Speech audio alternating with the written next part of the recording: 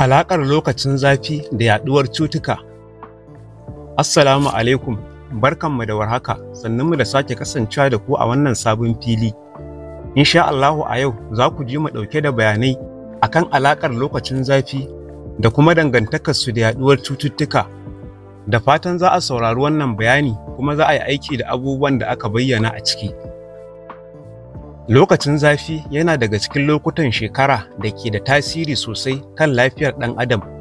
A yayin da yanayi ya canja zuwa zafi, so da dama ana fuskantar ƙaruwar wasu cututtuka da ke yaɗuwa cikin sauƙi. Wannan yana da nasaba da canjin yanayi, halayen mutane a lokacin zafi, da kuma yadda abubuwa ke gudana a muhalli. Na farko, ƙarancin ruwa a jiki, wato dehydration. Lokacin zafi yana haddasa gumi sosai, wanda ke sa mutum ya rasa ruwa a jikinsa. Rashin shan ruwa mai yawa na iya janyo matsaloli kamar fitar ruwa daga jiki fiye da kima, ciwon kai, jiri da gajiya, hawan jini da bugun zuciya mai sauri. Misali, wani manomi a jihar Kano ya faɗi a gona saboda rashin ruwa a jikinsa, bayan ya shafe awanni yana aiki ba tare da ya sha ruwa ba.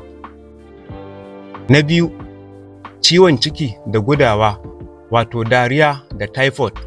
A lokacin zafi, abinci da ruwa na saurin lalacewa saboda ɗumamar yanayi. Wannan na baiwa ƙwayoyin cuta yaɗuwa cikin sauƙi. Cututtuka kamar typhoid, kwalara, diarrhea suna yawaita a irin wannan lokaci. Misali, a wasu garuruwa a jihar Katsina, an samu ɓarkewar kwalara saboda yawan shan ruwa daga rijiyoyin da ba a rufe ba. Na uku, cutar malaria. Ko da yake malaria na yaɗuwa ta cikin sauro, lokacin zafi na taimakawa wajen yawaitar sauro saboda ruwan da ke zama a wurare bayan damina. Sauro na haihuwa cikin ruwan da ke tsaye, kuma zafi na ƙara hanzarta girmansu. Misali, a wani asibiti a jihar Kaduna, rahotanni sun nuna ƙaruwar masu fama da malaria a watan Afrilu zuwa Yuni, lokacin da zafi ke tsanani. Na hudu, rashin iskar oxygen da ciwon asma.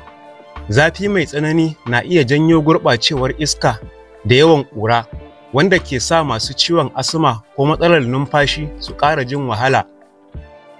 Misali, wata mace mai fama da asma a garin Sokoto na samun wahala sosai a lokacin zafi saboda ƙura da hayaƙin motocin da ke haɗuwa da iska mai ɗumi.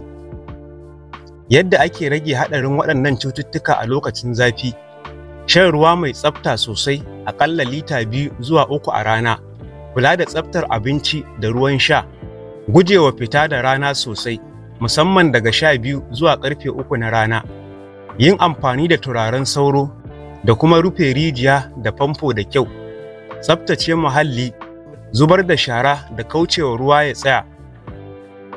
Daga ƙarshe, alaƙar da ke tsakanin lokacin zafi da yaɗuwar cututtuka na da matuƙar muhimmanci a fahimta, domin hakan zai taimaka wajen kaucewa kamuwa da cututtuka. Idan aka ɗauki matakan kariya da wuri, za a iya rage yaɗuwarsu da kuma kare lafiyar jama'a. Da fatan Allah ya ba mu lafiya kuma ya kare mu da dukkan wasu cututtuka, amin.